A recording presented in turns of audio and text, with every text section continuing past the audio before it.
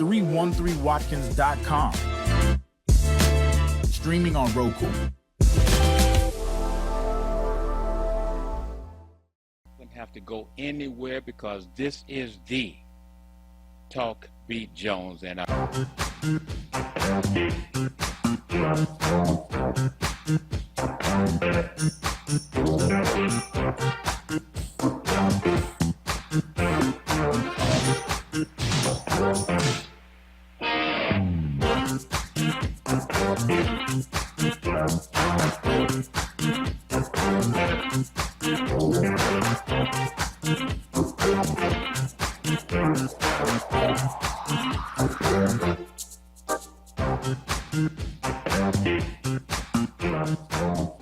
All right, this is the Talk Beat Jones, and again, I am Billy E. Jones, and I have the great, the wonderful, the loving doctor of all of the folks that go around the world, and Dr. H. Jeffrey Watson, MD, is with us. Doc, are you there? Can you hear me? I know we're on a little delay, but can you hear me? Jones, Yes. how you doing today? Oh, Doc, we're just wonderful, just wonderful. We're in the Virgin Islands studios today, and so it's I came in as we thought we were going to have you be able to tell me to stand up and do various different things, and I was going to show folks how the pros can fail too. So I came in dressed in my workout outfit. Okay. But I can't do it in this studio. I don't have the capacity to do it in this studio. Okay. So I let you know so you don't give me the challenges too early. I mean, today. Well, did you practice your standing on one leg? You know what? I actually did not do a whole lot. I went through and I got a lot of exercises, a lot of movements to work with the hips and the legs and the foot, the ankles to strengthen them. So I see that there's a lot of things that I can do, and we'll be talking about these things as I learn them too, to allow me to get greater, better, and loosen those joints, loosen those areas, and to strengthen them. So I know there's hope. I know there is a pattern of progress that we will be able to be making. However, I'll be willing to go through the challenge, and if I'm able to do it, I'll do it. If I have to fail, I'll fail for that moment, just for that moment. Mm-hmm. Well, last week we were talking about falls, Mm-hmm. and that's the whole reason we started talking about standing on one leg. Falls are something that are very, very important, particularly in seniors. And falls are one of the leading causes of morbidity and mortality in seniors. And people can fall and break their hip. Mm-hmm. That's a very common consequence to falling. They may fall and hit their head. And we were thinking of the thing that made me think about it is Father's Day, and my father died after a fall and hitting his head. Yes. And that was the result of it. So one of the things that we talked about is that the brain, the cerebellum, which is the back part of your brain close to your neck, is the center of balance. The inner ear is also an area that helps you with balance and dizziness. And so as we get older, those areas kind of slow down in their function neurologically. And then also we get arthritis. Some of us have had sports injuries like both you and I. Yes, sir. And we get back pain, we get knee pain, we get all these things. So one of the ways that we challenge our bodies and try to train our bodies to prevent falls are standing on one foot. And the goal would be to see if you can stand on one foot for 60 seconds or more. And, a young person, say between 20 and 30, could usually stand on one foot for 60 seconds.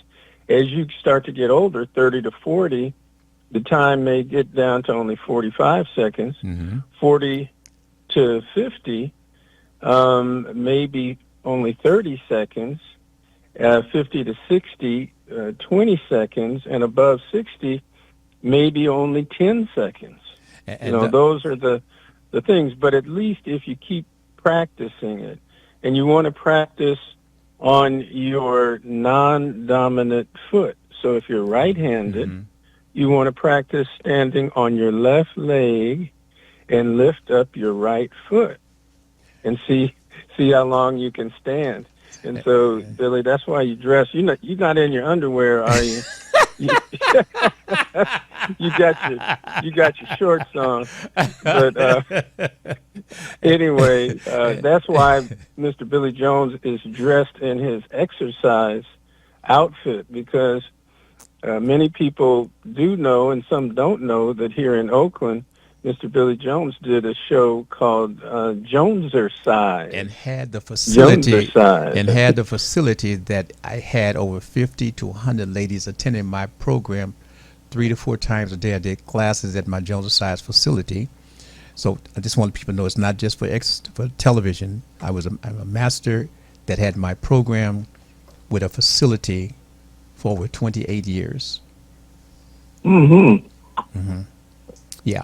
But Doc, real quick, continuing, I did discover that one of the things that I will be working on very often is I discovered the big toe and that area right under the next to the big toe, under the big toe, that there is an exercise that toe helps keep the balance. And what happens is that as we go through wearing shoes, we go through the perspective of not using our toes as we're walking. And that is a process that I started using and I said, oh, I can feel some difference. We have to, well, as we go through, I'm just saying that's one of the things that I'm going to learn how to do is using my, exercising my toes to get a better grip on the ground, because we lose that contact from foot to ground. Because when we put on our shoes, we just assume everything is good. So, well, certain animals use their toes a lot, both when they're walking, or sometimes some 4-armed animals or 4-extremity animals have what look like fingers on both their feet and their hands. okay. And they may grab something with their feet, they may grab something with their hands, and use it for food. They may use it to help them climb. Yes. And dexterity is kind of what you're talking about, is being able to utilize the area where some people get bunions in their feet. Right. That's right there below the big toe, which on the hand would be the thumb. But they use that for dexterity, but many people, depending on the kind of shoes that you wear, and that's a good point. And this happens a lot in women. They have pointy toes. They will have pointy toes, and as a result of the pointy toes, their toes will point inside, and they'll get bunions. They'll get bunions at the joint. Okay. Yeah. And so I don't know if you've ever seen bunion surgery, but the part of the bone that's in the major part of the foot, it curves and gets sharp. And so what they have to do is cut that and make it straight, and then cut a piece of your bone and make it straight. And then that's the way that they try to get rid of what's so-called the bunion. Okay. Yeah. Now, I have been around and with persons who have had to go through, we're talking about young persons that had to go through that surgery because that part of the foot was so bad that they had to go through that surgery you're speaking of. Young people. Oh yeah, that can happen. And when we talked last week about being able to stand on your foot, and some of the people that have toe problems like that are young people. Yes. And we're looking at the soccer now. And oh man, so many people get kicked, and they're laying on the ground screaming. Yes. And the other thing is that some of the soccer players try to kick and they stub their toe and they get what's called turf toe, and their toe hits the ground and it can get extended backwards, kind of what we would call plantar flex going down, or may get extended to the side. And many football players get turf toe too. Well, A Doc, lot of wide receivers. I was going to say, could you speak on that, because folks, that what you're speaking on, the type of injuries that you're speaking of, professional basketball players, football players, baseball players, they get those type of injuries.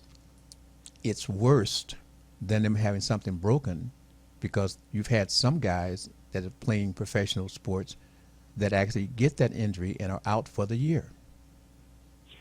And that's an excellent point. Now let's say for example, an ankle injury. An ankle injury has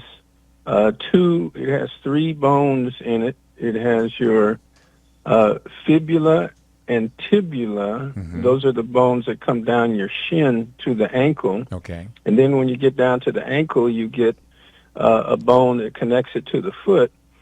And to keep all of it together, there are tendons that are connected to the bones of the leg, the fibula and the tibia. And those tendons, let's say in basketball, for instance, somebody jumps up and they come down on another person's foot, and they do what they call roll the ankle. Yes. They roll the ankle. And so the foot, let's say it turns outside.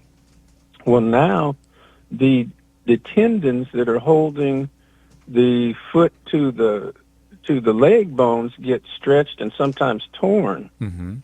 And that's different than having a broken ankle. Now, if you have a broken ankle, they're going to definitely put you in a cast. Okay. And put you in a cast, and your leg can't move, and so it's going to take 6 weeks for the bone to start to come back together, and or you may have had to have surgery with pins in it. But in a what we would call a sprain, a severe sprain, the tendon may be torn away, and in the back of the ankle, you have the gastrocnemius muscle with Achilles tendon that goes down to the heel. Now that can be pulled away from the heel bone as well. And many people have to have surgery for that one. Sometimes they'll put you in a boot or a cast. Yes. And allow the Achilles tendon to try to heal back onto the heel bone. Now some people, they don't realize it, but they have a real painful foot, real painful. And they get up in the morning, they can't even put their foot on the floor. Yes. It just hurts so much. Yes. And that's called plantar fasciitis. Plantar fasciitis. And if you take an x-ray of the foot, many times what you'll see is that the Achilles tendon, and this is like a puppet string in the back of your heel, will pull a piece of the bone off of the heel bone, and it'll poke down into the bottom of your foot, and you can see it. It looks like a needle. It's a spur.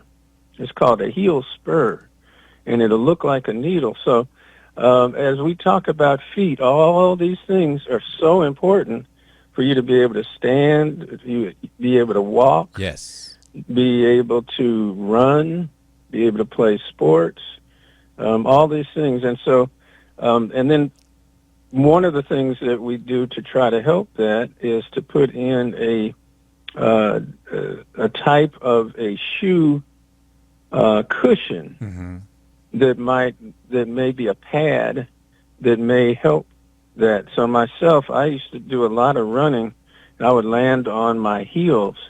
And so I got heel spurs, just like I'm talking about. I got an x-ray, and I saw that thing that looked like a pin sticking in my foot. And I got an insole. I went to the foot doctor and got an insole, put that in my shoe, and it was like a jelly-type substance. It was soft like a jelly substance. And you can get those probably the most popular one is the Dr. Scholl's insole that you can put in there. Matter of fact, I'm looking at one right now. It's the Dr. Scholl's Shock Guard. You can put that down in your shoe, and people will tell you that helps quite a bit. Because I was walking around with a limp, and they thought I was just doing the Obama Mac, that left leg drip, huh? Yeah, but really it was because my foot hurt, and it was so chronic that I just started limping and try to deal with it because I had to walk down the hall in the hospital and do all that kind of stuff. So that's what's happening on your feet. So Doc, I'm gonna put up something. I don't know if you can see it. So that can you see this? Not yet. Not on the delay. I can't see it yet. Okay, what are you I'm putting on? gonna just hold it there. The delay will go, and you'll be able to see. I'm holding up. Tim, what is this exactly? The anatomy of the foot. The anatomy of the foot. Oh yes. You see it at this point yet? If not, I'll take it down. How about now?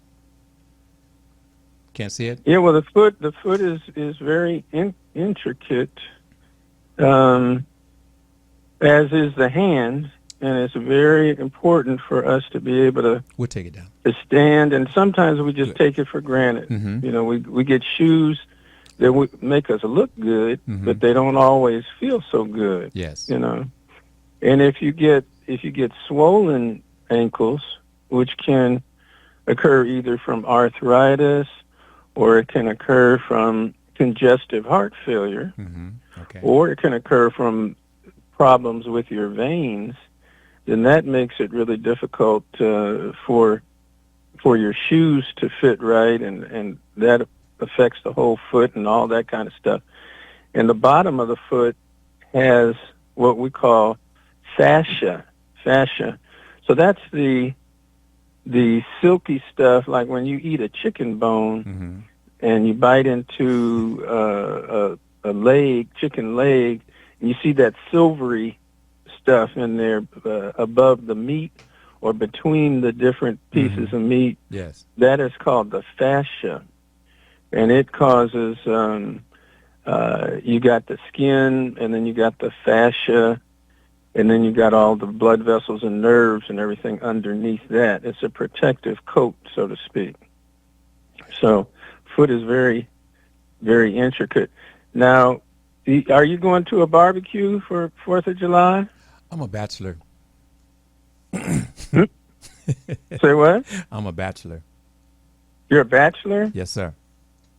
Well, that doesn't mean you're not going to a barbecue, because we just did a celebration of Juneteenth. Yes. Which was the time that in Texas we realized that slavery had ended, and it was the independence of African Americans who had been enslaved, and we found out about it late in June.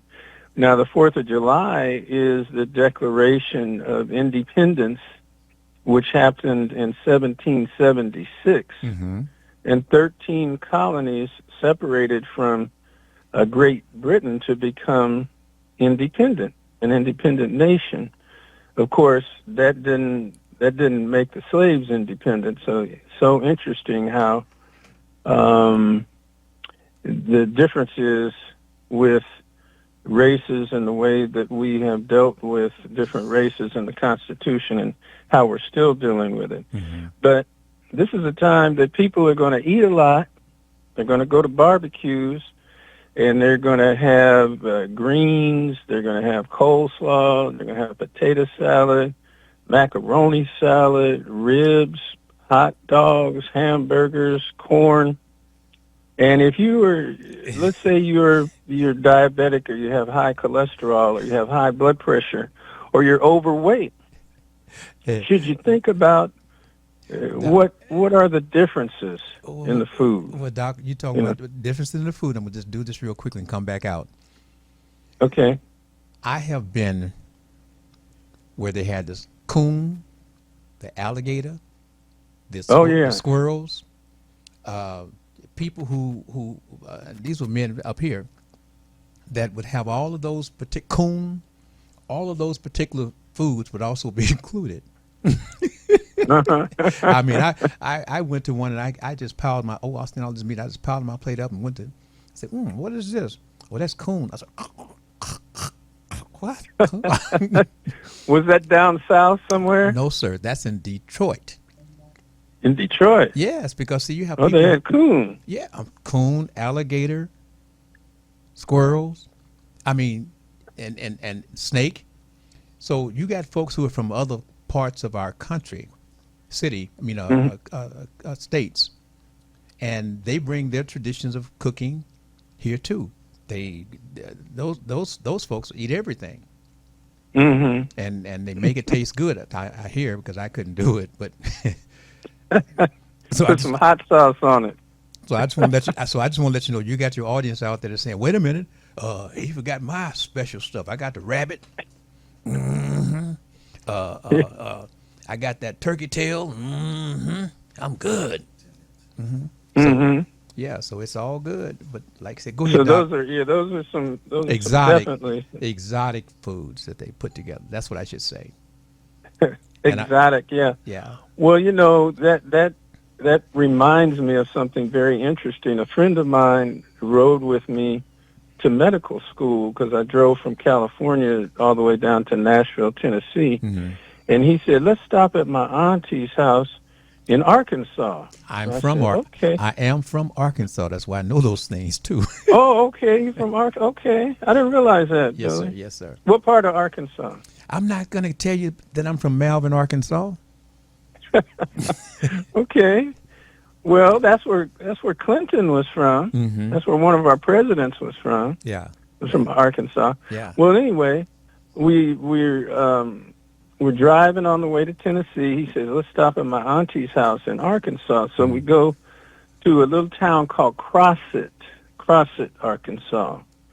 And he introduces me to his auntie, and, this is where I first really saw Southern hospitality. Yes. And they said, oh, my goodness, you from Oakland, California, and we're going to cook you some good food tonight. And they were having a church revival, so I went to the revival first, and then and it was in a big tent outside, and then we came in, and they said, "Oh, we're gonna cook you some good food. We got some. We're gonna make some corn, and we're gonna make some biscuits and gravy, and we're gonna make some squirrel brains and gravy. Baby, take the squirrel brains out the freezer. We got some frozen. We're gonna cook them up. We're gonna boil them up right now."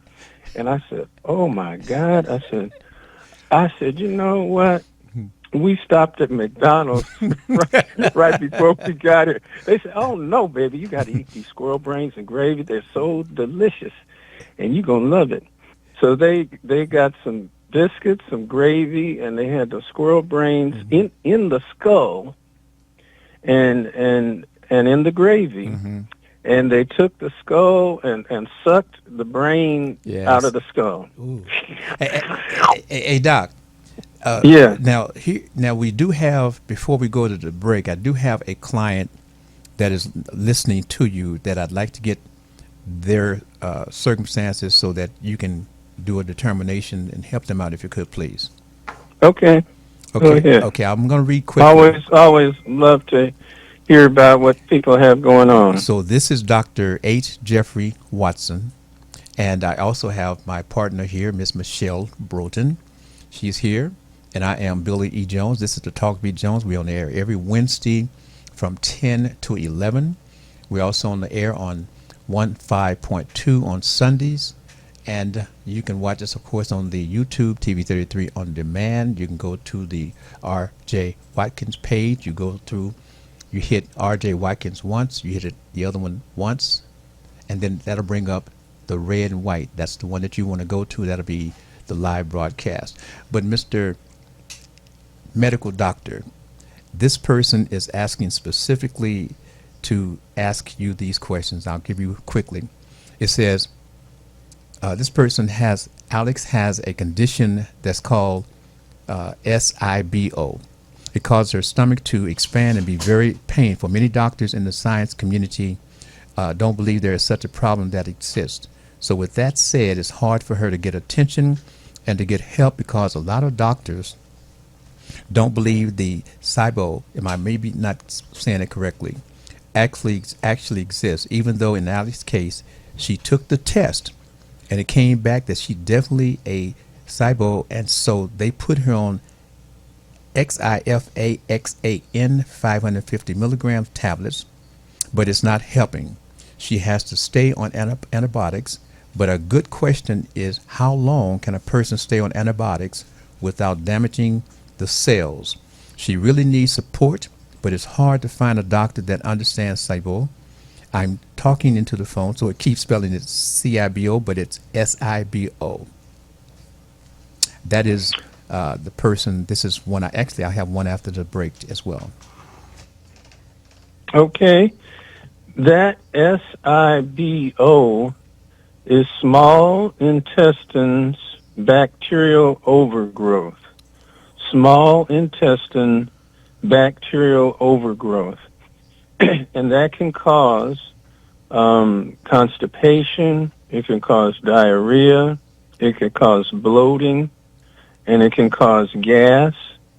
And it is hard to diagnose because, you can put a light down in the stomach and look in the stomach and do what they call endoscopy, or you can put a light in the colon and you can see inside of the colon, which is called a colonoscopy. But between the stomach and the colon are the small intestines. So your food goes down and it goes into your stomach, and then it passes out of your stomach into the duodenum, and that's where a lot of people get ulcers too.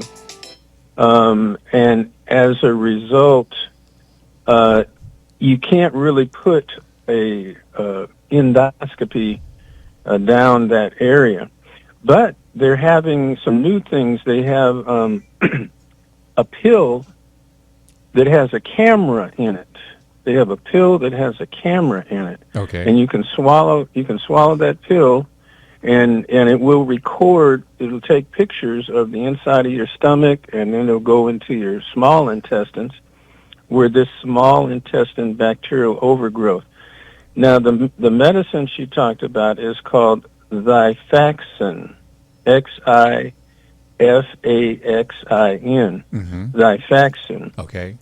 And Xifaxan is a kind of a tetracycline-like antibiotic that serves to try to kill some of the bacteria that is negative for us. Now, we all have bacteria in our intestines, and that some of it is good bacteria and some of it is bad bacteria. And we need the good bacteria to help us to digest food, and that's why you started to hear people talk about probiotics. Probiotics try to feed the good bacteria, whereas this Xifaxan is something that tries to kill the bad bacteria that's in the stomach. Now, some people have also considered this order. And Doc, we're going to take a break in about 3 minutes. Okay. They have considered it irritable bowel syndrome. Some have considered it irritable bowel syndrome because they can't really find the bacteria either in the colon or in the stool or in the stomach. Okay. And in irritable bowel syndrome is also associated with increased levels of anxiety and stress. And we know that the vagus nerve, which comes from our brain, attaches to the stomach, and it makes us release more acid and spasms in the stomach and intestines and so on. This medicine, Xifaxan, is also given often in cirrhosis of the liver. The patient is listening to you, and her name is Alex. Is Alex? Alex, it's Alexander, but we call her Alex. Okay, Alex. The medicine Xifaxan was most commonly used initially for cirrhosis of the liver, in which they wanted to kill some of the bacteria so that your ammonia levels would not get too high. Ammonia levels wouldn't get too high. Mm-hmm. So, again, many doctors call this irritable bowel syndrome, and sometimes that's associated with anxiety, stress, and so there's a lot of medical disorders that are associated with anxiety and stress. And I would think mm-hmm. that you're not going to have to take Xifaxan forever, but as long as we get that small intestine bacterial overgrowth taken care of, then maybe it can be reduced or stopped. I am looking for a short answer, but is there a reason that the other doctors do not recognize and do not understand this particular situation? Because she's talking about the fact that the doctors don't believe her and don't believe that this situation even exists, even though the test comes back to confirm. So, well, that's a good question. There are a lot of things. Can we do that? Can we do that in 1 minute before we go to the break, or do we need? Yeah, there are a lot of disorders that the doctors never studied initially in medical school. One of them is called chronic fatigue syndrome. Okay. Chronic fatigue syndrome, and a lot of people didn't think that was a real disorder. They thought that was associated with a psychological issue, and then it didn't pay much attention to it. But as people started to study it more and find that that this was a real medical disorder that caused musculoskeletal pain and things of this nature, there are doctors that learned more about it. Okay. So with Alex, I think it would be good for Alex to talk with a gastroenterologic doctor. That would be a stomach specialist. Okay. Who would likely have Got 10 seconds more experience with small intestine bacterial overgrowth, SIBO. So she needs Make to go sure to that they see a stomach specialist. I was going to say the specialist. Okay, Doc. And that's for family around the world, as we spoke on. This is Dr. H. Jeffrey Watson, MD, who's showing you how the Doc, that's telehealth? You could say that, yeah. Okay. We're going to take I'm talking about it over the phone. Yeah, we're going to go to commercial break, but before commercial break, Michelle, you want to say hello real quick? You got 10 seconds to do this before we go to commercial break, Michelle. Hello, everybody. Happy Wednesday. All right. Thank you very much. And so we take the commercial break. This is Talk Beat Jones. I am Billy Jones. We got Michelle. We got Dr. Watson.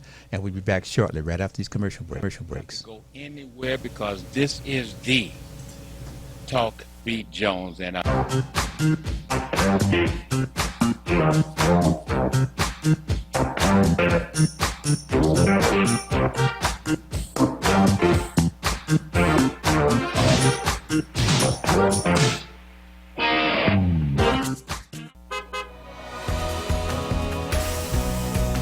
I'm Wayne County Treasurer Eric Sabri.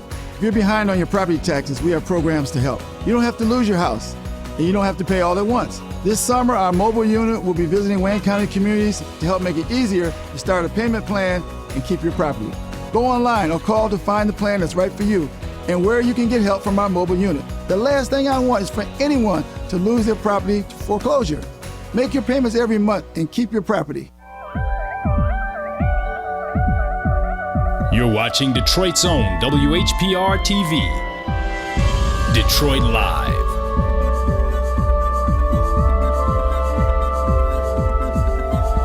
Hi, this is Billy E. Jones, Talk Beat Jones. You can watch me 24 hours a day, 7 days a week on WHPR TV 33 Now app. Download our free app at WHPR TV Now.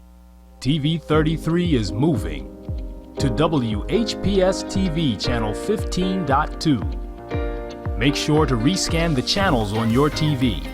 Then go to WHPS channel 15.2 to pick up TV 33 and all of your favorite shows.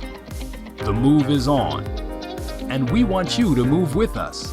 to WHPS Channel 15.2. Watkins Broadcasting is going worldwide. Now you can watch Detroit's own WHPR on your TV from anywhere in the world. No matter where you are, you can stay in the know with WHPR TV and Roku. You can get your easy-to-install Roku box from wherever you shop for your entertainment gear. Once your Roku box is connected to your TV and internet, go to the channel store on the home menu of the Roku box. Enter WHPR TV in the search engine and add it to your channels. That's it. That's all you need to get the best in entertainment, news, and talk, no matter where you are. Roku brings all of your favorites to your TV. Netflix, Hulu Plus, Crackle, HBO Go, and now WHPR TV, Detroit Live. 313watkins.com. Streaming on Roku.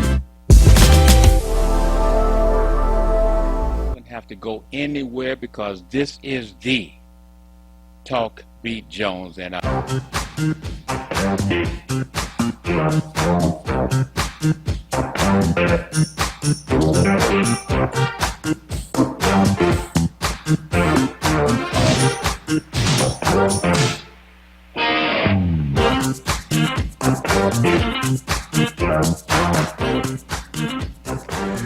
Well, all right. This is the Talk Beat Jones. I am Billy Jones, and we have... Michelle Broughton. Hello, everyone. And remember the program, we got Dr. H. Jeffrey Watson. Hello, Dr. Watson. Good to you. All right. And good morning to Miss Michelle also. All right. So remember the program, we're on the air every Wednesday from 10 to 11. We also have on the air on a Sunday on 15.2, and everything else. We just ask you to like us, love us, and share us. Doc, Michelle, will you take it now? Yes, I would just like to remind everyone this is July, and most of you who vote absentee ballots, you should have your ballots at home in hand. Make sure you read it, make sure you know who you're voting for, and make sure that you not only fill out your ballot, but don't leave it on your coffee table. Make sure you actually either take it in or mail in your ballot, because the primary is so important. It's August the 4th, and this is when we win or lose whoever we need to support. So your absentee ballots are at home, on your tables, open them up, do your job, make sure you are voting for who you need to vote for, who's going to support you and bring back the resources to make our lives better and greater. Also, in another week or so, they'll be doing the early voting as well, so you have many opportunities to get the job done. So that's what I would like to remind all Detroiters, because this is so important. Up and down the ballot, you have two proposals as well. One is Proposal S, and one is the renewal for the transit. And just do your research and figure out what you want to support, how you want to see things going forward, and do your job. Yes, and also it's hot. So if you have any seniors at home, if you have any neighbors at home, check on them. Make sure that they're okay, because this weather is more serious than when we have the cold spells, because some people may enjoy the heat but don't know they're becoming overheated. So you have your rec centers are open, your cooling centers are open. Make sure you take advantage of that. Check on your neighbors. And oh, by the way, if you have those little fur babies, make sure they are in the shade, have plenty of water. Don't leave them in a car, because it takes less than a minute for them to expire. So check on your pets. If your neighbor has a pet, go knock on their door. Hey, it's too hot today. And you don't want to have anything happen to those fur babies that we all enjoy and take care of. Well, that's very much true. Hey, Doc, the H. Yes, Jeffrey, sir, Mr. Billy Jones. Dr. H. Jeffrey Watson. Now, let's just toss it back into you and come off the top of your head, Dr. Watson, and we'll roll with that. Okay, we were talking before we went off onto commercial break about small intestine bacterial overgrowth, and some people call that irritable bowel syndrome, this is a place where people should see a gastroenterologist. But, particularly here we are, 4th of July, we have other things that are bacterial that can cause you stomach problems. So, for instance, there is a type of a hamburger that you can get that has E. coli in it. Wow. And it's a E. coli called OX19, and it will give you bloody diarrhea. Oh, my goodness. So if you eat a hamburger and you start getting bad diarrhea with blood in it, that might be the OX19, and you would need to see a doctor pretty soon. Now, we also know that in the stomach you can have another type of bacteria called H. pylori. H. pylori, very common in China and Asian countries. Okay. But what we found is that in many ulcers, particularly duodenal ulcers, when they did the endoscopy where they put the light down in your stomach and they scraped the base of the ulcer, they found that there was this bacteria called H. pylori. Mm-hmm. And, interestingly enough, patients just anecdotally asked me for antibiotics, and they said it made their stomach feel better. Mm-hmm. Well, they found that you needed to take, if you had H. pylori in the ulcer of your stomach, you needed to take 2 different kinds of antibiotics, a tetracycline-like antibiotic and a Flagyl-like antibiotic, and something like Pepcid or omeprazole and milk of magnesia for 4 to 6 weeks to kill that bacteria in your stomach. Mm-hmm. Some people are going to eat some chicken for 4th of July, and sometimes chicken can have salmonella in it and give you diarrhea. And sometimes people are going to leave their potato salad out, and it's going to get salmonella in it and give you diarrhea. Oh, my goodness. Yeah, that was a great leading question that Alex had about small intestinal bacterial overgrowth. We need bacteria and probiotics to help us with our digestion, but there are certain types of bacteria in the stomach that can be bad for us, and those are some of the ones. H. pylori can be in the stomach and bad for you. E. coli, and if you're taking a trip to Mexico, that's a place that E. coli is in the water sometimes, give you diarrhea. Chicken can give you salmonella. So all these things we need to be careful about. And as Miss Michelle just indicated, definitely watch out for the heat if you're out at these barbecues. Make sure you're drinking water. The majority of our body is water. And your blood vessels can dilate. And when the blood vessels dilate, your blood pressure drops. And when your blood pressure drops, boom, you drop. Okay? and we call that heat stroke. Okay. Heat stroke. And, it will take some cooling off, sometimes drinking a lot of extra cold water, and sometimes it requires intravenous fluid to make up for the fact that your blood vessels dilated and you got that heat stroke. That happened to me. I went to a wedding reception, and it was outside in Los Angeles. It was really hot. And all of a sudden, I broke out in a sweat. My ears started ringing. I thought I was going to pass out. Mm-hmm.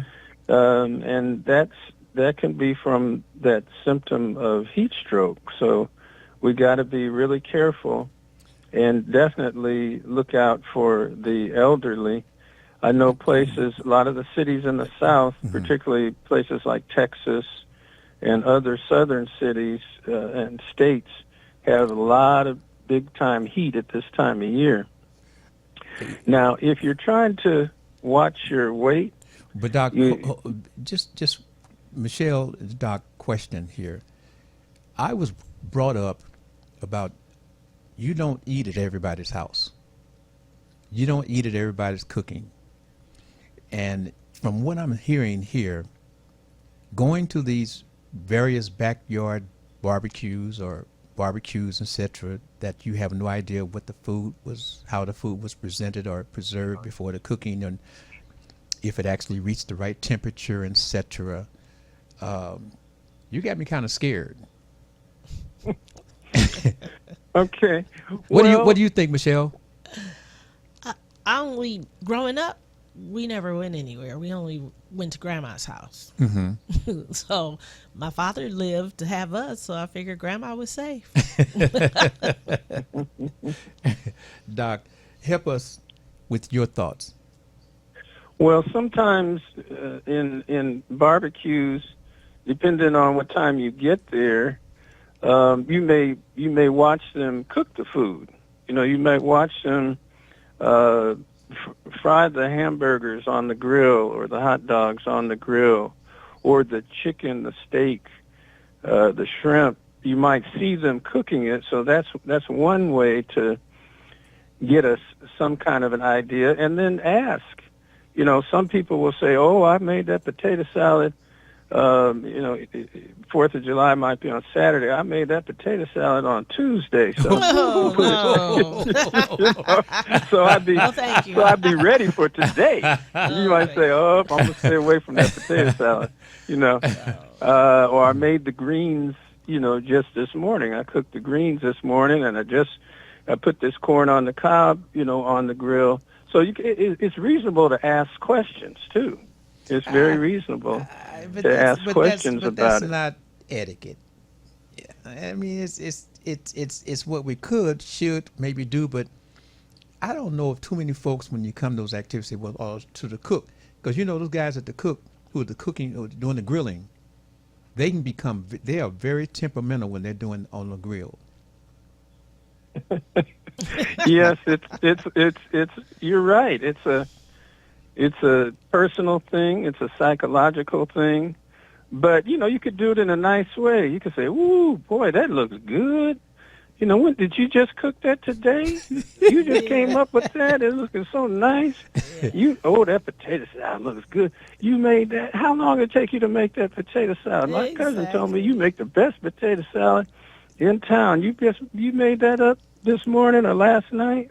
"Oh, no, I made that up on Monday. Because we got so much food, I had to." "Oh, boy, okay. Well, I'm trying to lose weight, so I'm going to pass on the potato salad."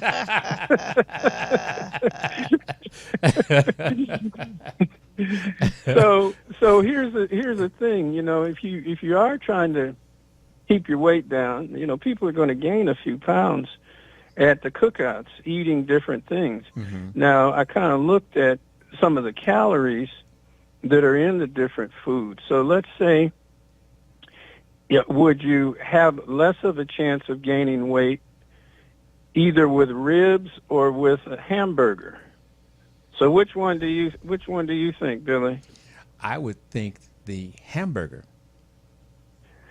That's right. The ribs have 500 to 700 calories in some of the ribs, whereas a hamburger has 280 to 350 calories in it. Mm-hmm. Okay, so if you're really looking to not gain weight, that would be a better alternative.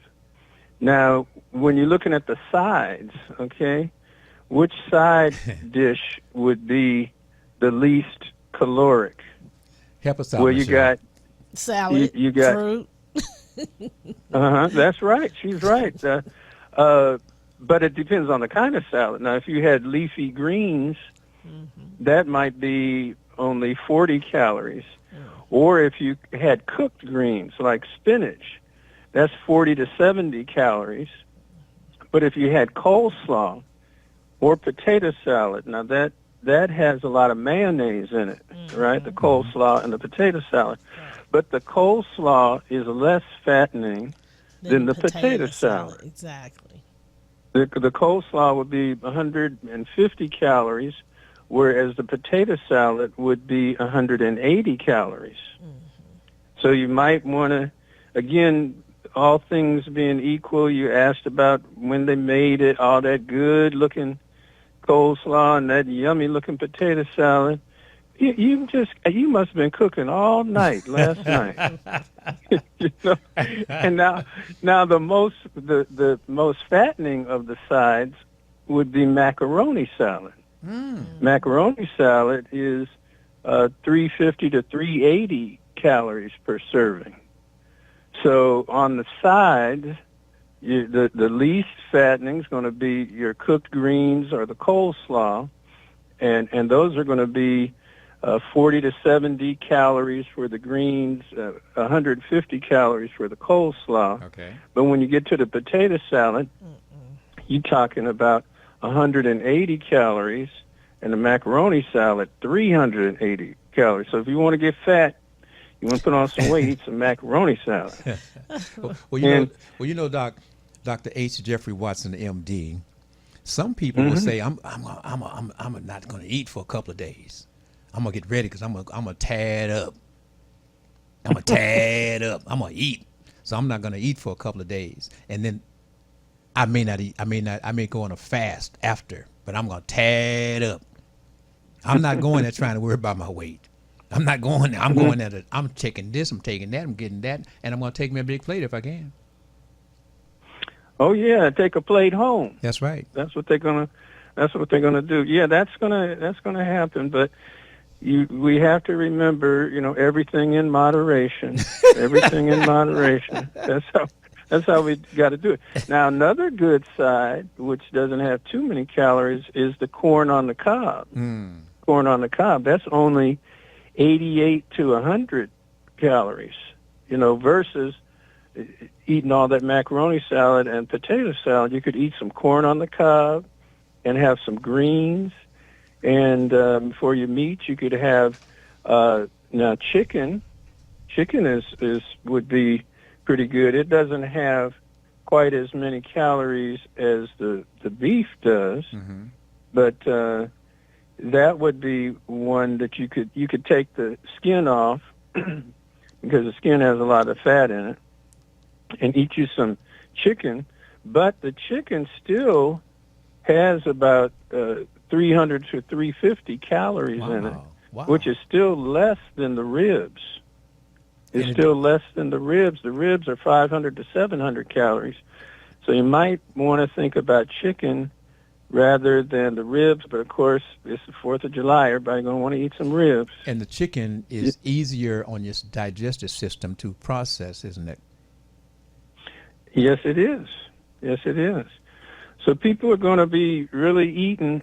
So, one thing that we often did is go for a walk first. Go for a walk before you eat, and that increases your metabolism.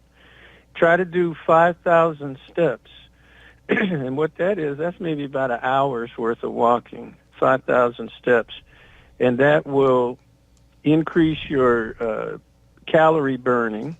And when it's on an empty stomach, before you really start eating, it will have, your body will start to use your own body's carbs and fats to burn off itself. So that'd be a good thing to do before you eat up. And maybe, since it's hot, drink several glasses of water before you go to the barbecue. And that will fill you up, and keep you from getting dehydrated, and you won't be quite as hungry when you get out there. Michelle, what is your trick when you're going out like that? I don't eat. I just socialize. I don't eat. Okay. Because people many times don't know how to practice food safety. Going back to that, Doc, told you I'm scared. I don't eat. I just socialize. I eat at home. Yeah, and so you see, Doc, you've shown that there is another element to these barbecues and going out and going to these big events where all these people are novice cookers, people who cook great at home, but maybe their area in terms of how they prepare the food is not kept in the best condition.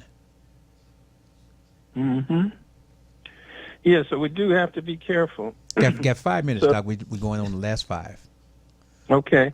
So we want to drink as much water as possible, to just kind of keep you from being real hungry, because the food is going to look good, it's going to smell good, and you're going to want to eat it. And as we socialize, again, Billy, you brought up something really important. There's a lot of psychological and ego and personal stuff in it. I remember I have a good friend of mine, and he was in charge of food that you put on the airplane. Okay. And he of course, he had a major kitchen at the Oakland airport. And we went to Hawaii, and we were barbecuing, and I was putting on the sauce while I was barbecuing. Okay. So that the sauce could get cooked into the meat, to the ribs and the chicken. And he said, no. You put the sauce on last. After you finish cooking it, you put the sauce on last. Yes. And I said, no, you put the sauce on while you're cooking it, so to cook into the meat. And we got into this big argument, howling and screaming out on the back porch in Hawaii. But I forgot that that was his business. He was in the cooking business. Yes. But at the same time, as you indicated, there's a lot of ego involved in it. So we have to be careful not to hurt anybody's feelings, but we want to still be healthy and be mindful. And so the lowest calorie things in terms of the sides are going to be the corn, which is 88 to 100 calories, the greens, 70 calories, and the chicken is going to be less calories than the ribs. Chicken's going to be 300 calories. The ribs may be up to 700 calories. Doc, we got to wrap up. We're on the last portion, and I want to give Michelle an opportunity to say her closeout as well, Doc. And by the way, I had a second person who also want you to do your telehealth. We'll pick that up next week. We'll pick that point up next week. Okay, be glad to. Okay. So now we're going on our closeouts, Doc. All right, family. Remember, be safe. It's the 4th of July weekend. Watch those fireworks. Keep the little ones away from the fireworks. And don't forget to vote because absentee ballots are out. All right, Doctor, give us that healthy understanding of what it's about in your world. Well, the first thing is always prayer and meditation. Prayer and meditation is most important. Read and gain knowledge would be the second thing. Number 3, as we talked about, eat to live, don't just live to eat. Number 4, get some exercise. Take a walk before you eat up all that barbecue. Number 5, rid yourself of addictions. 6, get enough sleep, rest and relaxation. 7, commune with nature. Get outside and enjoy the sunshine, but drink a lot of water so you don't get a heat stroke. And 8, get your regular checkups with your doctor. Get your prostate, your breast, your sugar, cholesterol, heart, all those kinds of things, because your health is your wealth. And when you have your health, you have everything. Well, all right. God bless. And if you watch the Talk Beat Jones show, you'll get this wonderful, great information from H. Jeffrey Watson, M.D., and, of course, our specialist. What is your part? Michelle Broughton. And what is your beat? Soul beat is the heartbeat. All right, all right. So, again, I'm Billy Jones. It's Talk Beat Jones. And remember, watch us every Wednesday from 10 to 11 and on Sundays from 4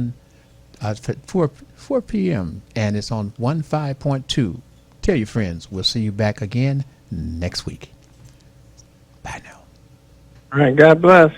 All You right. have to go anywhere because this is the Talk Beat Jones. And Thank